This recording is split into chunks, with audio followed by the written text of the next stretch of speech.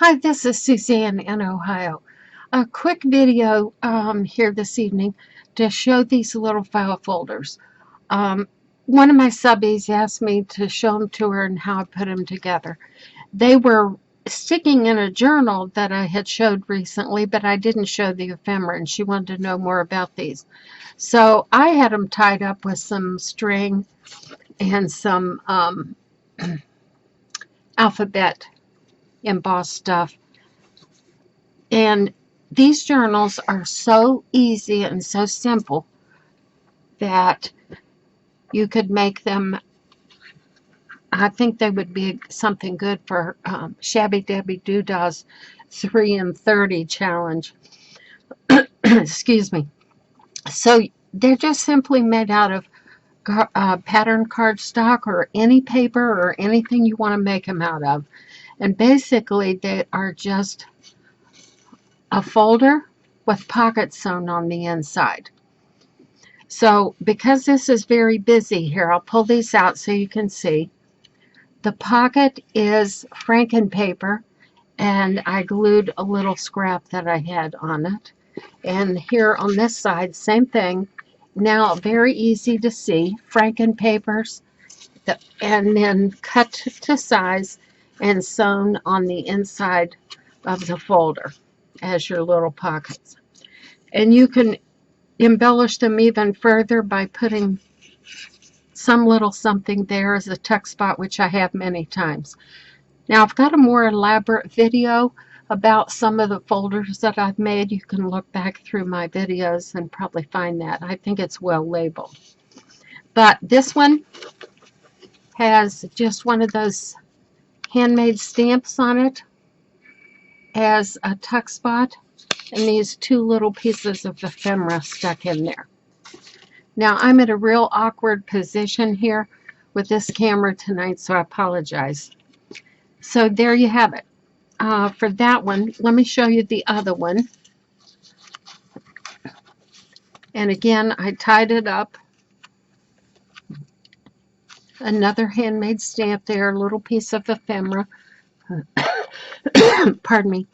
And when you open it up on this one, I used pattern paper, matching pattern paper, for the pockets, and the only thing I added was this little label. And I don't know what you call these, thumb scoop, I guess. And then each pocket is full of little pieces of ephemera. So let me just talk you through this real quick. I got to make sure I put these back where they belong. And you can see how easy they can be. So here's my basic concept. All I do is decide if I want a long skinny one or a shorter fat one. And there's no dimensions because I go by the size of my scrap. And you can too. But basically what I want to do is start out with a rectangle, and then I want to cut the file folder tabs into it and find the center, which I just fold it to do that. So this is how the pattern would look if it was a longer, skinnier one, and this would be a shorter, fat one with, again, any dimensions that you want. So let me show you. I brought one over here that is in the halfway stage, and that helps explain it, I think, a little bit better. So I just took a piece of patterned paper. It was plain on one side, a simple print on the other side. And what I did was go ahead and do one side so you could see it, and the other side is ready to be done. And you can see right there my pencil marks, real light. Let's see, there they are. I just simply mark down from the edge how wide I want my tab. And I do that with one of those see-through rulers, but anything will work. And then I just make these little wavy lines, and then I cut away the excess, and then as I did on this side, and then ink it. So if you don't want to add anything else to the inside of this, it's ready. So what I did for pockets for this one was I just chose some scraps that were laying on my desk, and that one's cut and inked, ready to go. And this one is too, even though the ink doesn't show up much because this is wallpaper. So I had 2 scraps of wallpaper, stitched them together, put a little piece of lace there in between the 2 pieces, and those will be my pockets. And of course on this side I will cut this away and ink that. And there's your folder. Very, very simple. And of course this one needs embellishments. So I just came up with a few ideas that I might put on this one. And here's a little cluster that I might glue right down there. Sorry about that. And then on the plain side, I might use some of my little fabric and lace prints that I had made. And these are fabric and lace. I made, I think, 6 or 7 batches of them, all in different colorways. And they're in a file, and I can print them by sizing them whatever size I want and then fussy cutting them out. So that would make a cute corner tuck on that side. You can put something in there. And even this one could go back on the inside on one of these. There was, I thought, okay, it could go here, right there as a corner tuck. It's a little too small to actually be a pocket, but I guess you could. If you had something teeny, weeny, tiny you wanted to stick in there. I also have prints from this kit of if I had extra space on my layout page, I put the fabric snippets on there, and so the fabric snippets printed off. And I keep this close by because I might want to make a tab out of that for some of the ephemera that would go in here, and then everything matches. So that's the idea behind that. So one thing I wanted to mention was about this little cluster. This is just a hint, trick, hack, whatever you want to call it. I make most of my clusters on a piece of wax paper.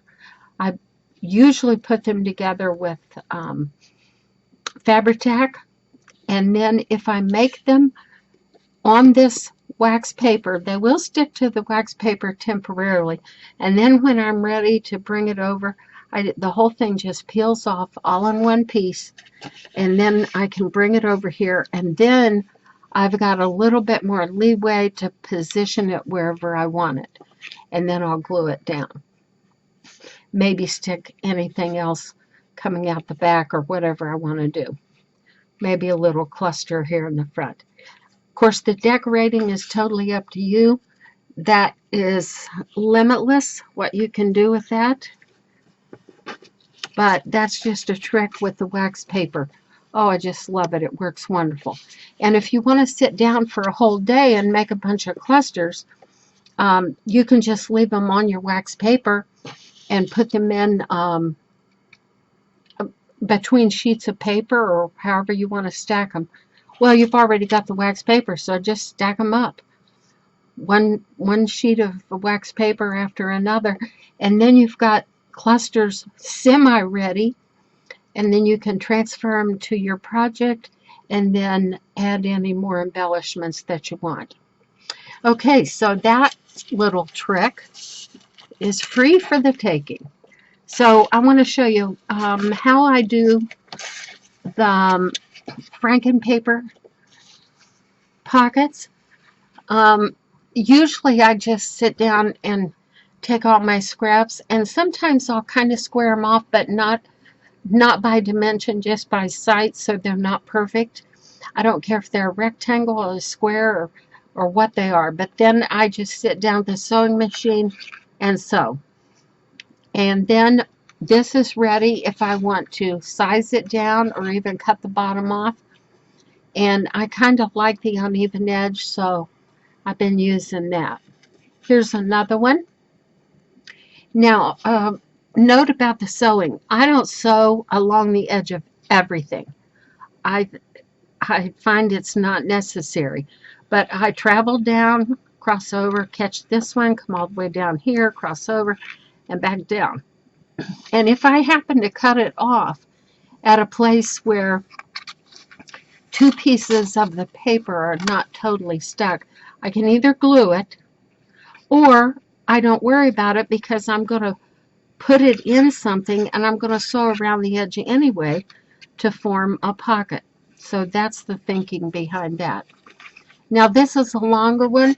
I don't usually work this long because it's hard to turn it under your sewing machine. You're always going to have to wrap one end of it up to swing it around.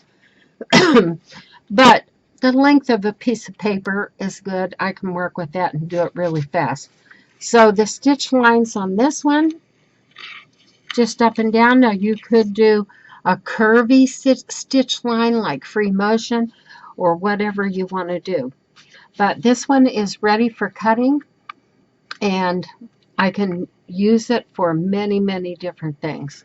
So that's how I do the Franken paper, getting it ready for pockets.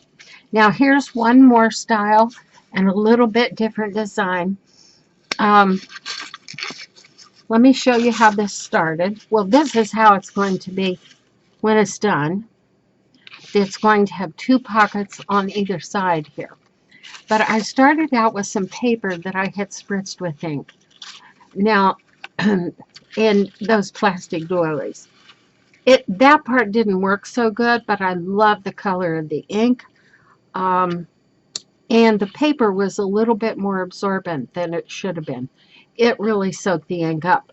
So that was supposed to be the front side, but the back side is equally as interesting because the ink soaked right through. And so I took a piece of this paper and I simply folded it together to find the middle, opened it back up. Oh no, wait. Folded it, find the middle, and then put a little tiny crease right here at one edge. And then I knew that's where I wanted my flaps to fold inward. So I folded them and put that. Those will be the pockets. Pardon me. And then on the inside, since I had so much bare space, I used some of my prints. I do a lot of rubber stamping or printing from the computer onto tracing paper. And then I can just rough tear these pieces, put them on with a glue stick, overlap them, position them anywhere I want. And I love the fact that you can see the light and dark through the tracing paper. And then whatever's behind it still shows up as well, like that those music notes. So on the outside of this piece of paper, I have a beautiful piece of organdy with these gorgeous pine cones and pine branches on it. And I just wrapped that around the whole thing and glued it on. Now I don't know how I'll decorate the outside of this because I don't want to cover up any of these gorgeous pine cones, but I might put a little lace cluster, real light and delicate, something right there, and tie it up with a dark green string. It won't be Christmas for me, but you could if you wanted to, but this will be winter, something for winter, just a little gift pouch of some sort. Be fun to make these, whole bunch of them in a small size for gift cards, and then have something cute on the inside along with it. Okay, so that's the folders that she asked about. Don't forget about the wax paper trick. You've got to try that and sit down someday and make a whole bunch of clusters and with all your scraps, and then there's the folders that she wanted to know more about. Okay, thanks for watching. I appreciate everybody. Come again and watch soon. Bye-bye.